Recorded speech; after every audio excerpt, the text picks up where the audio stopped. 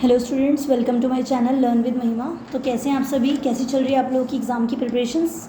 कितना आपने प्रिपेयर कर लिया? तो मैं आज आपके लिए वीडियो लेके आई हूँ जिसमें मैं आपको मिड टर्म का क्वेश्चन पेपर करवा रही हूँ 8th क्लास का, क्योंकि आप लोगों का परसों एग्ज़ाम है, आपको पता होगा, है ना। आपका परसों एग्ज़ाम है तो उसके रिलेटेड आपको क्वेश्चन पेपर करवा रही हूँ, जिससे कि आपको काफ़ी आइडिया मिलेगा कि किस तरह से क्वेश्चन आएंगे आपके एग्ज़ाम में। और न्यू वाला पेपर भी वैसे आपने सॉल्व कर लिया होगा, तो यहाँ से आप क्वेश्चंस देखेंगे किस तरह से क्वेश्चन आ रहे हैं। सेम ऐसे ही पैटर्न है, हर ईयर का सेम ही रहता है, थोड़ा बहुत चेंज आता है, बाकी चीज़ें वही हैं, ठीक है। तो हम यहाँ पेपर सॉल्व करने वाले हैं, अच्छे से आप देखिए, समझिए, इन के आंसर्स करिएगा। ओके, यहाँ आपको एक पैसेज दे रखा है और उसके आपको 4 मार्क्स 4 इंटू 2, ठीक है। आपके क्वेश्चंस है, इसमें से कोई 4 क्वेश्चंस करने हैं, ठीक है। सभी क्वेश्चंस के 2 मार्क्स हैं। तो यहाँ पे एक पैराग्राफ है, उस पैराग्राफ को पढ़कर उसमें से आपको आंसर्स फाइंड करने हैं, ठीक है। क्या पैराग्राफ है आपका? Our visit to the national war memorial began with our teacher explaining that even after independence India has had to fight many wars to protect itself, and the freedom and security we enjoy today is because of the many brave men and women who have served in the Indian Army forces over decades. Sadly, she said, war always takes its toll, and therefore many brave soldiers have had to sacrifice their lives for the country even after our independence in 1947. This is what makes monuments like the National War Memorial extremely important, so that we should never forget the cost of freedom. Paragraph पढ़ना very important है, ठीक है। We are aware always of the pain and horrors of war. We learned that each brick of the memorial is called a tablet and it bears the name of soldiers we fought for India and made the supreme sacrifice in different wars from 1947 till date, including the Indo-China conflict of 1962, the Indo-Pak wars in 1965 and 71, and the Kargil war in 1999. There are 29,000 tablets on which more than 26,000 names of fallen soldiers have been etched. अब देखो, यहाँ आपने इसको अगर पढ़ लिया तो पढ़ने से आपको फ़ायदा क्या रहेगा? जब आप क्वेश्चन पढ़ोगे तो आपको पता रहेगा कि क्वेश्चन का ये वाला पॉइंट का आंसर आपको किस जगह पे मिल सकता है, तो आपको दोबारा उसको रीड करने की ज़रूरत नहीं पड़ेगी जल्दी जल्दी, ठीक है। तो क्या क्वेश्चन है? What is each brick of national war memorial call, ठीक है। तो जो ईच ब्रिक है उसको क्या, सभी ब्रिक्स को क्या बोला गया है? यहाँ पे टैबलेट बोला गया है, मॉन्यूमेंट, प्लेक या फिर स्टोन। तो अभी आपने यहाँ पढ़ा है, देखो, each brick of the memorial is called tablet. तो आपने पढ़ा अभी, तो इसको क्या बोलते हैं? टैबलेट हो जाएगा फर्स्ट का आंसर। नेक्स्ट है, what is the purpose of national war memorial according to the passage के according national war memorial open करने का क्या रीज़न है, ठीक है, क्या पर्पज़ है इसका? तो क्या पर्पज़ है? To honour the soldiers who sacrifice their lives for India. India के लिए जिन भी सोल्जर्स ने अपनी लाइफ सेक्रीफाइस की है उनके सम्मान में ये सब खोला गया है, ठीक है। नेक्स्ट क्वेश्चन है, how many tablets are there in national war memorial? तो अभी आपने पढ़ा था, there are 29,000 tablets on which more than 26,000 have named. देखो क्या बोले, 29,000 टैबलेट्स लगी हैं और 26,000 से ज़्यादा पर सोल्जर्स के नाम लिखे हुए हैं, ठीक है। तो आपका यहाँ पे आ जाएगा 29,000. ओके, नेक्स्ट क्वेश्चन है, India gain independence in the year. ये भी अपने आपने पढ़ा है और आपको पता भी होगा इंडिया ने कब इंडिपेंडेंस ली है? 1947. According to the passage, what does each brick of national war memorial represent? National war memorial की सभी ब्रिक क्या रिप्रेजेंट करती है? क्या रिप्रेजेंट करती है? अ सोल्जर्स नेम, मतलब उसके ऊपर सोल्जर्स के नाम लिखे गए हैं, ठीक है, ये बताया गया है। Date of war, battle fought by India, type of military, ये सब नहीं बताया, इसमें सोल्जर्स के नाम बताए गए हैं, है ना। तो आपको ये ईजिली आप कर पाओगे। यहाँ आपको नेक्स्ट क्वेश्चन दिया है, यहाँ है, on the basis of the information provided in the poster given below answer the following question. इसमें भी कोई 4 करने हैं आपको, 2 मार्क्स का एक है, ठीक है। अकॉर्डिंग टू द पोस्टर, यहाँ पे बेनिफिट्स ऑफ रीडिंग दे रखा है, इसमें आपको बताया हुआ है, काफ़ी सारी चीज़ें दे रखी हैं, आप अच्छे से देखेंगे तो आपको सबको समझ में आएगा क्या क्या लिखा हुआ है इसमें, ठीक है। तो यहाँ पहला क्वेश्चन है, according to the poster reading helps in enhancing which type of skill? तो कौन सी स्किल को इंक्रीज करता है? इसमें देखो आपको दे रखा है यहाँ पे, हाँ देखो, increasing enhanced analytical thinking skills. Increase क्या करता है? ये हमारी एनालिटिकल थिंकिंग स्किल्स को इम्प्रूव करता है. Cooking skills, athletic skills, driving skills, ऐसा कुछ तो नहीं होता. आप ये एक नॉर्मल सी चीज़ भी अगर आप खुद से एक सोचो तो आपको इनके आंसर्स खुद से कर सकते हो, ठीक है।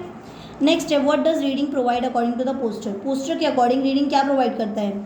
तो पोस्टर के अकॉर्डिंग रीडिंग प्रोवाइड करता है, देखो यहाँ, प्रोवाइडेड मेंटल स्टिमुलेशन प्रोवाइड करता है. Next question, reading can improve which of the following skills? Reading क्या इंप्रूव करता है? कौन से टाइप की स्किल्स को इम्प्रूव करता है? इंक्रीजेज वोकेबलरी और बेटर राइटिंग स्किल्स को इम्प्रूव करता है, ठीक है। यहाँ पे हमारा वोकेबलरी तो दिया नहीं था, तो राइटिंग स्किल्स है, तो आपका ये आंसर करेक्ट रहेगा. Which of the following is the benefit of reading according to the poster. Reading benefit का क्या होना, रीडिंग का क्या बेनिफिट होना चाहिए, तो reading relaxes and reduces stress, ये भी आपको दे रखा है देखो, reading relaxes and reduces stress, improve memory, stronger focus and concentration. तो काफ़ी सारी चीज़ें हैं, तो इसमें आपको क्या मिल गया, same reading relaxes and reduces stress. Clear, तो इस तरह से आपको चीज़ें देखकर क्लियर हो जाएंगी, समझ आ जाएंगी। Next, which word in the poster given above is the synonym of encouragement. Encouragement का सिनोनिम क्या हो जाएगा, वोकैबुलरी क्या होती है कि हमारे पास कितनी वर्ड्स की नॉलेज है, इमेजिनेशन कोई चीज़ को सोचना, स्ट्रेस अलग चीज़ हो गई, स्टिमुलेशन, स्टिमुलेशन और एनकरेजमेंट क्या है, सेम वर्ड्स हैं, दोनों का मतलब क्या होता है, उत्तेजना, उकसाना, इस टाइप के वर्ड्स ऐसे कह सकते हैं इसको, उकसाव। ठीक है, तो ये सारे क्वेश्चंस थे। सेक्शन बी पे आते हैं जो कि आपका 12 मार्क्स का है, राइटिंग स्किल्स वाला सेक्शन है। इसमें आपको मॉक ड्रिल के ऊपर पैराग्राफ लिखना है, right a short paragraph on mock drill in my school 100 to 120 words में, और ये आपका 6 मार्क्स का है। या फिर ये एप्लीकेशन लिख सकते हो, write an application to the principal of your school seeking his or permission to present a skit on importance of hard work. ठीक है, इंपॉर्टेंस ऑफ हार्डवर्क के ऊपर आपको एक स्किट प्रेजेंट करनी है मॉर्निंग असेंबली में 100 वर्ड्स की। ठीक है, तो आपको इसके ऊपर एक एप्लीकेशन लिखनी है। तो ये हो गया टॉपिक। तो मैं आपको इन दोनों के आंसर्स बता देती हूँ, मैंने इनके आंसर्स अभी लिख लिए हैं जिससे कि ज़्यादा इजी हो जाए, वरना बहुत टाइम लग जाता। तो यहाँ देखिए मॉक ड्रिल का पैराग्राफ लिया है, 100 to 120 वर्ड्स में आपको कम से कम इतना लिखना रहेगा। आपका पेपर तो काफ़ी वाइड होता है, तो उसमें तो ईजिली हो जाएगा। तो इस तरह से आपको पूरी चीज़ें लिखनी रहेंगी, समझानी रहेंगी। ठीक है, last week a mock drill on fire safety was conducted in our school. All the students and teachers assembled in the playground as soon as the alarm bell rang. The safety officers explained the importance of staying calm during an emergency. We were guided about how to use the fire extinguisher and how to protect of ourselves from smoke. The drill also included a quick evacuation practice from classrooms. Through this mock drill, we understood that preparedness and presence of mind can save many lives. It was a very useful and informative activity that taught us to face real life emergencies with courage and confidence. ठीक है, इस तरह से आप ये paragraph easily कर पाएंगे। ठीक है, ऐसे ही दूसरा वाला पैराग्राफ है, उसको भी लिया है मैंने, जो आपका लेटर दिया हुआ है। ठीक है, द प्रिंसिपल XYZ स्कूल, मैंने स्कूल का नाम थी था तो मैंने XYZ स्कूल लिख दिया। ठीक है, दिल्ली और न्यू दिल्ली से अकॉर्डिंग ये डाल दिया मैंने। सब्जेक्ट लिखेंगे, क्या सब्जेक्ट था आपका, request for permission to present a skit, request करनी थी परमिशन के लिए, किसके, स्किट प्रेजेंट करने के लिए। फिर रिस्पेक्टेड मैम करके हम स्टार्ट करेंगे, फिर बीच का वर्ड लिखेंगे, we the students of class 8 with wish to present a skit on the topic the importance of hard work. ठीक है, हम क्लास 8 के बच्चे एक स्किट प्रेजेंट करना चाहते हैं टॉपिक पर importance of hard work in the morning assembly में। The skit will highlight the value of sincerity, determination and dedication. ठीक है, स्किल क्या बताएगी, स्किट क्या करेगी, हाईलाइट करेगी क्या सिंसियरिटी की वैल्यू को, डिटर्मिनेशन, डेडिकेशन के बारे में बताएगी। ये सब हमें इसके लिए समझाएगी, अच्छे से सिखाएगी। ठीक है, it in achieving success, it will मतलब अगर हम सिंसियर रहेंगे, डिटर्मिनेशन रहेगी, हम डेडिकेट रहेंगे चीज़ों को लेकर, तो हम अच्छे से सक्सेस पा सकते हैं, हम जल्दी सक्सेस पा सकते हैं। It will also inspire other students to work hard in their studies and other fields of life. ठीक है, ये हमें और भी इंस्पायर करती है अदर स्टूडेंट्स को भी कि वो और मेहनत करें अपनी स्टडीज़ में, अदर फील्ड ऑफ लाइफ में, हर तरह से वो मेहनत करें। We request you kindly to grant us permission to perform this skit in the assembly. We assure you that it will be meaningful and well presented. हम इसको बहुत अच्छे से करेंगे और इसको हम प्रेजेंट करना चाहते हैं। थैंक यू, योर्स ओबीडिएंटली करके आप इसको, ठीक है, तो यहाँ पे आप इसको फिर थैंक यू, योर्स ओबीडिएंटली, सिंसियरली लिख के और फिर लास्ट में नेम वगैरह लिख के आप इसको एंड कर सकते हैं। ठीक है, इस तरह से आप इसको कंप्लीट करेंगे। ठीक है, तो आगे हम पेपर डिस्कस करते हैं। तो यहाँ तक आपका ये हो जाएगा। फिर देखो आपको यहाँ टॉपिक दिया, क्वेश्चन 4 दिया हुआ है, रिसेंट फ्लड इन असम। तो ये वाला जो नोटिस है, मैंने ये आपको एक नोटिस राइटिंग वाली वीडियो में करवा दिया, वहाँ से जाके इस पूरे नोटिस को देख सकते हैं किस तरह से लिखना है आपको। ये भी आपका 6 मार्क्स का है, तो 6, 6, 12 यानी कि 12 मार्क्स का आपका ये आएगा। चॉइस में इन दोनों में से कोई एक अच्छे से प्रिपरेशन कर लो आप, जिससे आप इसको आसानी से लिख सको, और इन दोनों में से भी कोई एक। यही आपका न्यू वाला पैटर्न भी है, कुछ ज़्यादा डिफरेंस नहीं है। स्टोरी राइटिंग आ रही है इस बार, तो स्टोरी राइटिंग हो सकती है चॉइस, इस बार नोटिस राइटिंग के साथ चॉइस में स्टोरी राइटिंग रहेगी, तो दोनों में से कोई एक करना रहेगा। ठीक है, और लेटर रहेगा एक, और लेटर के साथ कोई पैराग्राफ है वो आपको करना है। ठीक है, तो ये आपकी यहाँ चीज़ें हो गई। अब आते हैं सेक्शन सी ग्रामर पे। कितने मार्क्स का है, 14 मार्क्स का है ये। यहाँ दिया है answer the following question by using suitable verb from the choices. ठीक है, यहाँ पे आपको सुटेबल वर्ब लगानी है, क्या वर्ब आएगी यहाँ पर। ठीक है, तो if it rains tomorrow we dash the picnic. तो यहाँ देखो, इफ़ इट रेन्स टुमारो, अगर कल बारिश होगी तो हम प्लान को, हम पिकनिक का जो प्लान है वो कैंसिल कर देंगे। तो क्या बोला जा रहा है, ये चीज़ फ्यूचर टुमारो बोला गया, मतलब आने वाली बात कही जा रही है, टुमारो की बात की जा रही है। तो क्या आना चाहिए यहाँ पे, विल कैंसिल, और कैंसल्ड तो आपका पास्ट फॉर्म है तो पास्ट तो आएगा नहीं, यहाँ पे क्या आना चाहिए, फ्यूचर वाली बात हो रही है तो क्या आएगा, विल कैंसिल आएगा। क्लियर, विल कैंसिल होगा इसका answer. If it rains tomorrow we will cancel the picnic. Clear. Next है, when I was a child I dash to visit my grandparents every summer. When I was a child, जब मैं छोटा था, जब मैं बच्चा था, तो मैं अपने ग्रैंड पेरेंट्स के साथ समर में ग्रैंड पेरेंट्स के घर समर में विजिट करने जाया करता था। ठीक है, तो ये पुरानी बात कर रहा है, पास्ट की बात कर रहा है, क्योंकि यहाँ पे पास्ट है ना, तो इस हिसाब से क्या आना चाहिए, विल गो तो आएगा ही नहीं, क्या आना चाहिए, वेंट आएगा। ठीक है, वर्ब की गो की second form. Next question, my sister Seema dash a book every evening. तो माई सिस्टर सीमा सिंगुलर है वो, और अभी की बात कर रहा है तो मतलब क्या आएगा, reads. My sister Seema reads, read किसके लिए आता है, मतलब SEIS लगा के हम उसको सिंगुलर बनाते हैं। यहाँ पे सीमा के बारे में बात कर रहे हैं तो सिंगुलर है, सिंगुलर के साथ क्या आएगा, SEIS यानी कि रीड्स आ जाएगा। She dash her homework before going to bed, उसने अपना होमवर्क कंप्लीट कर लिया सोने से पहले, बिस्तर बेड पे जाने से पहले। तो क्या होएगा, फिनिश्ड, कर लिया, पूरा हो गया, तो फिनिश्ड हो जाएगा आपका, पास्ट में आए बात। Sandeep dash his keys at home yesterday. अब यहाँ पे देखो येस्टरडे की बात हो रही है, मतलब ये भी बीता हुआ टाइम है, पास्ट की बात हो रही है। तो लीव की सेकंड फॉर्म क्या होती है, लेफ्ट होती है। लीव की थर्ड फॉर्म भी लीव लेफ्ट लेफ्ट होती है। ठीक है, तो यहाँ पे क्या आएगा, लीव, यहाँ पे Sandeep left his keys at home yesterday. ठीक है, यहाँ तक आपको चीज़ अच्छे से क्लियर हो गई होंगी।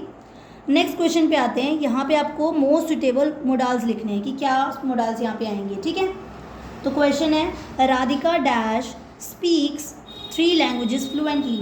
राधिका क्या बोल सकती है, कैन या may. Radhika can speak 3 languages frequently. जब हमें किस चीज़ की पॉसिबिलिटी हो या पता हो तो हम उसके लिए क्या यूज़ करते हैं, कैन या मे का यूज़ करते हैं। तो यहाँ पे मैं राधिका की बात कर रहे हैं, हम डायरेक्टली फॉर्मली बात कर रहे हैं, तो क्या बोलेंगे हम, Radhika can speak 3 languages in fluently. ठीक है, इनफॉर्मली बात करें, you dash be careful while driving a car. You must be careful, आपको बहुत ध्यान रखना चाहिए अगर आप ड्राइव कर रहे हो कार। ठीक है, तो मस्ट बी केयरफुल, माइट का मतलब क्या हो जाएगा, शायद, और ये क्या है, पास्ट फॉर्म है। She dash probably be late, may की थर्ड सेकेंड फॉर्म, मतलब मे का जो पास्ट फॉर्म है माइट है। ठीक है, कैन का पास्ट फॉर्म क्या होता है, कुड होता है। विल का पास्ट फॉर्म वुड होता है। ठीक है, इस तरह से सारी पास्ट फॉर्म है। और नेक्स्ट क्वेश्चन है, she dash probably be late to the meeting since she miss the train. ठीक है, तो क्या आएगा, she would probably be late, मतलब अगर वो लेट हो जाएगी, अगर वो probably be late to the meeting she miss the train. हाँ, तो अब क्या देखेंगे, क्या क्वेश्चन है, she dash probably be late to the meeting she miss the train. तो वो मीटिंग में लेट हो जाएगी क्योंकि उसकी जो ट्रेन थी वो मिस हो गई थी, छूट गई थी, इस वजह से वो लेट हो जाएगी। ठीक है, you dash try restarting your computer to fix the issue. You should try restarting your computer. आपको ट्राई करना चाहिए अपने कंप्यूटर को रीस्टार्ट करने का, इस इशू को ठीक करने के लिए। ठीक है, 3 मार्क्स का है, कोई 3 करने हैं आपको, इसमें भी, इस वाले में आपको कोई 4 करने थे, 5 क्वेश्चंस थे, तो काफ़ी ईजी है, काफ़ी अच्छे से आप इसको कर सकते हो, ईजी क्वेश्चन है बिल्कुल। Once upon a time on a small village, आपको एरर करेक्शन का क्वेश्चन है, ये एरर करेक्शन आपको कराइए, काफ़ी ईजी सी करेक्शन दे रखी है यहाँ पे भी आपको। 8th क्लास के पेपर में मतलब इतने आसान से करेक्शन आ रही हैं, आप इजीली कर सकते हैं। Once upon a time on a small village, तो ऑन अ स्मॉल विलेज नहीं, इन अ स्मॉल विलेज, एक छोटे से गांव में, तो क्या आएगा, इन आएगा, ऑन की जगह in. There live a kind girl name Mia.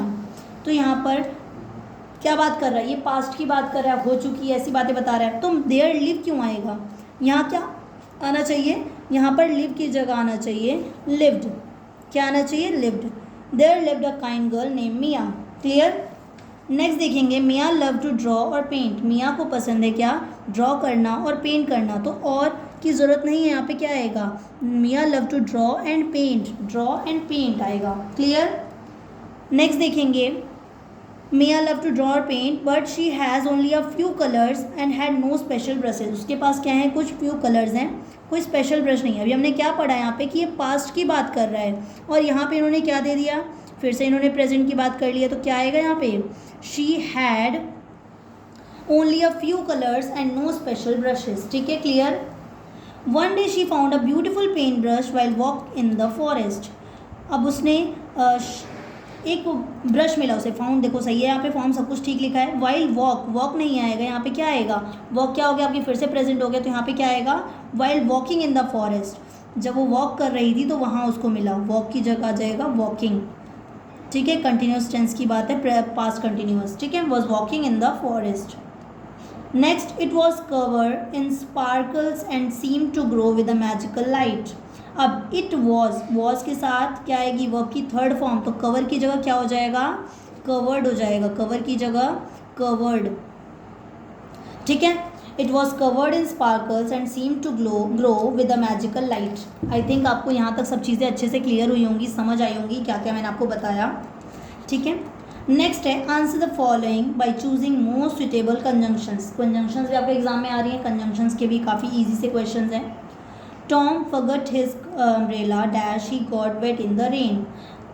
Tom अपना अम्ब्रेला भूल गया, so he got wet in the rain, इसलिए वो भीग गया, ठीक है। तो सो आ जाएगा यहाँ पे, इसलिए। I will not go to the party dash I get a new dress. मैं पार्टी में नहीं जाऊँगी जब तक मुझे एक न्यू ड्रेस नहीं मिल जाती, तो क्या आएगा यहाँ पे, अनलेस आएगा, unless I get a new dress. You can choose to have either ice cream or cake or dessert, ठीक है। तो देखो ईदर के साथ क्या आता है, और आता है, और नीदर के साथ क्या आता है, नीदर के साथ आता है नॉर। ये चीज़ आपको पता होनी चाहिए, सारी आपकी कंजंक्शंस के पार्ट है, ठीक है। She wanted to go for a walk dash it was too windy outside, ठीक है। वो बाहर जाना चाहती है वॉक के लिए, चाहती थी वॉक के लिए, बट बहुत ज़्यादा बाहर क्या थी, बहुत ज़्यादा हवा चल रही थी, ठीक है। तो क्या आ जाएगा, बट। तो यहाँ तक आपका ग्रामर पार्ट कंप्लीट हो गया 14 मार्क्स का। अब देन हम स्टार्ट करते हैं लिटरेचर पार्ट पे, जो कि आपका पैराग्राफ्स वगैरह के फॉर्म में आता है और क्वेश्चंस आपके बहुत इजी से रहते हैं, ठीक है। तो यहाँ पे आपको एक पैराग्राफ दे रखा है जो कि आपके चैप्टर से रिलेटेड है, द एंड द क्रिकेट, ठीक है। और इसके आपको 2 क्वेश्चंस करने हैं। What cause the cricket to become bold. तो ये आपको स्टोरी तो पता होगा, इस चैप्टर के बारे में पता है, इस वजह से मैं इस पैराग्राफ को रीड नहीं करूँ, लेकिन फिर भी। At last by starvation and famine bold made bold, all dripping with wet and all trembling with cold. Away he set off to a miserly ant to see if to keep him alive we would grant him shelter from rain and a mouthful of grain. What caused the cricket to become bold? किस चीज़ ने cricket को bold बनाया, किस कारण से उसे bold बनना, starvation and feminine. Starvation, भूखे होने की वजह से, उसको कुछ खाने को नहीं था उसके पास, इस वजह से, ठीक है। The cricket was seeking dash to keep him alive. Cricket को क्या क्या चाहिए था अपने आप को ठीक रखने के लिए, जिंदा रखने के लिए, फूड एंड ग्रेन, खाने की चीज़ें चाहिए उसको, ठीक है। तो बोथ 1 and 2 आ जाएगा आपका यहाँ पे। The cricket was very happy to get wet. Cricket बहुत खुश था जब वो भीग गया था, तो वो खुश नहीं था।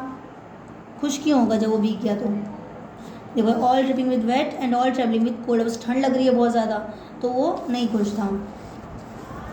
नेक्स्ट आपका दूसरा पैराग्राफ दिया है सुनामी चैप्टर के बेस पे, और उसके बेस पे क्वेश्चंस पूछे गए। Sanjeev was a policeman serving in the Katchal island at the Nicobar group of island. He somehow manage to save himself, his wife and his baby daughter from the waves, but then he heard cries for help from wife of John, the guest house cook.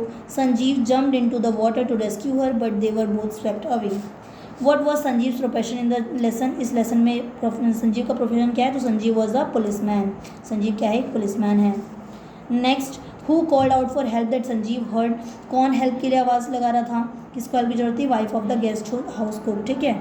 The guest house cook, wife of John the guest house cook, John की wife जो कि guest house की cook थी। The word swept in the phrase swept away. Swept away का मतलब क्या है, swept का मतलब क्या है, तो स्वेप्ट का मतलब क्या है, बहुत तेज़ी से पुल करना, खींचना विद फोर्स, ठीक है। पुल्ड विद फोर्स हो जाएगा इसका सिनोनिम।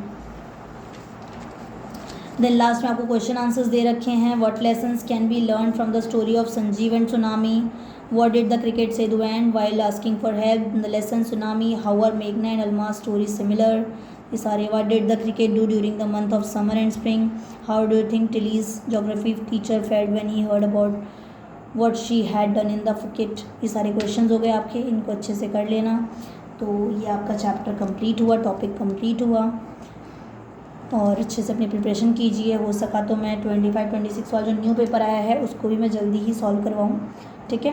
तो अच्छे से अपनी प्रिपरेशन रखिए, और जो भी आपको लगता है कुछ पूछना है, कोई डाउट है तो आप मुझे बताइए। Then thank you very much for the session, and मेरे चैनल को लाइक एंड सब्सक्राइब कर दीजिए।